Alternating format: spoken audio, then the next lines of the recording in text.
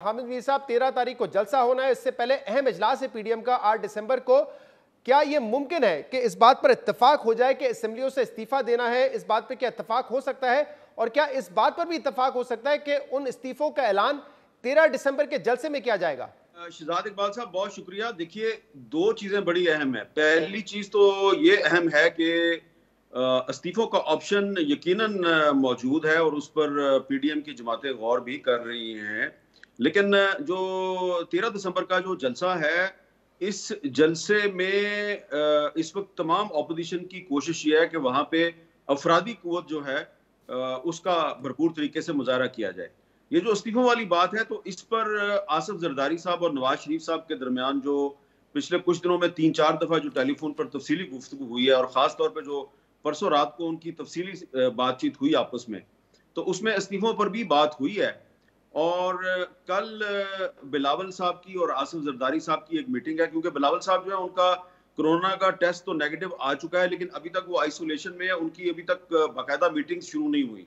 कल उनकी मीटिंग होगी आसिफ जरदारी साहब के साथ और पार्टी के कुछ और लोगों के साथ, उसमें भी बातचीत होगी। लेकिन मेरी इंफॉर्मेशन ये है कि मुस्लिम लीग नून के अंदर इस वक्त तकरीबन एक कंसेंसस हो चुका है कि अब असम्बलियों से इस्तीफा दे देना चाहिए। और इस सिलसिले में मरियम नवाज शरीफ साहबा जो है, उन्होंने पार्टी के काफ़ी लोगों के साथ सलाह मशवरा किया है। शहबाज शरीफ साहब के साथ और हमजा शहबाज साहब के साथ भी उनकी बातचीत हुई है। और शहबाज शरीफ जो है वो इस वक्त इस मामले पर ऑन बोर्ड है। ताहम जो 8 दिसंबर को इजलास है, उस इजलास में इस पे गौर फिक्र होगा कि इस्तीफे देने के लिए कौन सी डेट जो है वो मुनासिब है। क्या 13 दिसंबर को जलसे में इसका ऐलान किया जाए, या एक किसी ऐसी डेट का अनाउंस किया जाए कि जी उस डेट को हम इस्तीफों का ऐलान करेंगे?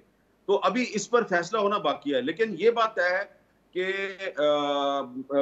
गैर रस्मी तौर पे मुस्लिम लीग नून के अंदर मरियम नवाज शरीफ साहबा जो हैं, उन्होंने ये अपनी पार्टी को कन्वे किया है कि हमें इस्तीफा दे देना चाहिए, और ज्यादातर लोगों ने उनसे अच्छा, इत्तेफाक और किया मीर है, साहब, आप इंक्लूडिंग कह रहे हैं कि इत्तेफाक करने वालों में पार्टी के प्रेसिडेंट और मरियम नवाज के चचा शहबाज शरीफ भी शामिल हैं, जिनके हवाले से ये बड़ा मशहूर है कि वो मुफाहमती पॉलिटिक्स करते हैं, वो उतनी एग्रेसिव पॉलिटिक्स नहीं करते, लेकिन वो भी इस्तीफे देने वाले ऑप्शन पर अब ऑन बोर्ड हैं।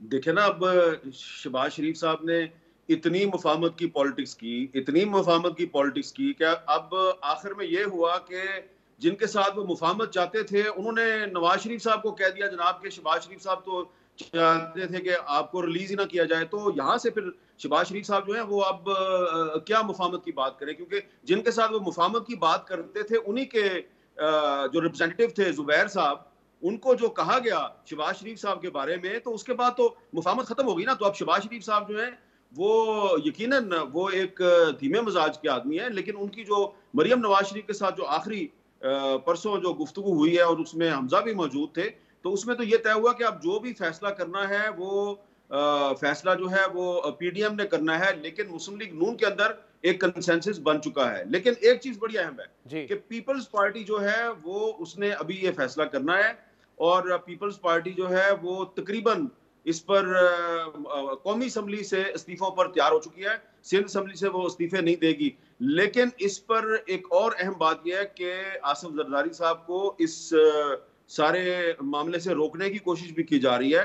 कुछ लोगों ने उनसे मुलाकात करने की कोशिश भी की है, लेकिन उन्होंने मुलाकात नहीं की। तो कल आसिफ जरदारी साहब और बिलावल साहब की मीटिंग में यह फैसला होगा कि क्या कौमी असम्बली से इस्तीफे देने हैं और सिंध असम्बली से भी देने हैं, या सिर्फ कौमी असम्बली से देने हैं। अच्छा, ये भी बड़ी अहम बात है कि आप कह रहे हैं कि को कौमी असेंबली से वो इस्तीफे देने के लिए ऑलमोस्ट रेडी हैं, लेकिन इससे कितना फर्क पड़ जाएगा हामिद मीर साहब कि अगर वो सिर्फ कौमी असेंबली से इस्तीफे देते हैं, सिंध असेंबली को नहीं तोड़ते, तो क्या हुकूमत पर दबाव बढ़ेगा? क्योंकि वजीर आजम इमरान खान तो कह चुके हैं कि अगर इन लोगों ने इस्तीफे दे दिए तो हम उस पर बाय इलेक्शन करवा लेंगे, बड़ी तादाद में होंगे लेकिन हम करवा लेंगे।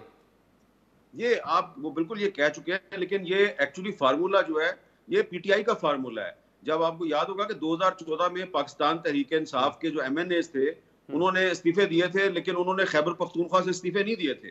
तो अब पीपल्स पार्टी जो है वो actually they are following the footsteps of PTI, कि पीटीआई ने जिस तरह अपनी सूबाई असम्बली से इस्तीफे नहीं दिए, कौमी असम्बली से दे दिए, तो अब पीपल्स पार्टी भी वही चाहती है कि वही हो। लेकिन इस पे पीडीएम की जमातें जो हैं वो उनमें अभी तक इत्तेफाक नहीं है। तो आप जानते हैं कि मौलाना फजलुर रहमान जो है वो तो तमाम असम्बलियों से इस्तीफे देने के हामी हैं। जी। तो ये अब 8 दिसंबर को फैसला होगा कि आया कौमी असम्बली से इस्तीफे दिए जाएंगे या सूबाई असम्बलियों से भी दिए जाएंगे। मीर साहब, आपकी इस पर क्या राय है? आपने बड़ी सियासत देखी है, ये दो ऑप्शंस इस पर गौर किया जा रहा है। एक तो लॉन्ग मार्च होगा, उस पर तो इत्तेफाक राय है, और फिर ये दूसरी इस्तीफे वाली बात। क्या ऑपोजिशन के लिए फायदेमंद होगा अगर वो इस्तीफों का ऐलान कर देते हैं, या वो बंद गली में चले जाएंगे, जैसे कि पाकिस्तान तहरीक इंसाफ चली गई थी कि उन्होंने इस्तीफे दिए, इस्तीफे मंजूर नहीं हो रहे थे, बंद गली में चले गए थे, वो कोई इफेक्टिव वो पॉलिसी नहीं थी उनकी। इस वक्त क्या लग रहा है, फायदेमंद होगा, नुकसान होगा? मसला ये था कि पाकिस्तान तहरीक इंसाफ थी ना, जो वो उसकी पोजीशन जरा डिफरेंट थी। पाकिस्तान तहरीक इंसाफ के साथ सिर्फ तारुल कादरी साहब थे, और MQM कभी होती थी, कभी उनके साथ नहीं होती थी। और कुछ ये तंजीमें थी जिन पर पाबंदी बाद में लग गई ये, और उन तंजीमों के रहनुमा जो है उनको अब सजाएं भी मिल रही हैं FATF के हवाले से। तो तहरीक इंसाफ के साथ ना ज्यादा पार्टियां नहीं थी। दूसरी बात यह है कि तहरीक इंसाफ जो है वो सिर्फ महदूद थी उस वक्त खैबर पख्तूनख्वा तक। अब इस वक्त जो PTM है उसमें एक पाकिस्तान पीपल्स पार्टी है जो सिंध में जिसकी बहुत बड़ी अक्सरियत है, एक मुस्लिम लीग नून है जो पंजाब में उसकी बहुत बड़ी पंजाब असम्बली में भी उसकी अक्सरियत है, कौमी असम्बली में भी उसके काफी मेंबर हैं, फिर वो आज़ाद कश्मीर में उसकी हुकूमत भी है।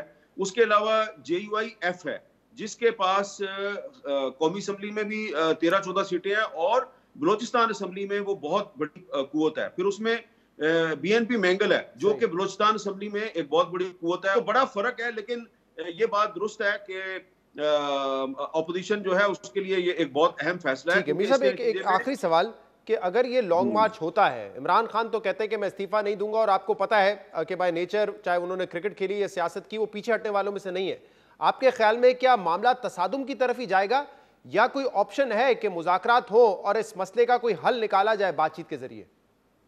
देखे ना, पाकिस्तान की सियासत में दो अफराद ऐसे थे जो मुफाहमत की वजह से पहले मशहूर थे और फिर उसके बाद मुफाहमत की वजह से बदनाम हो गए।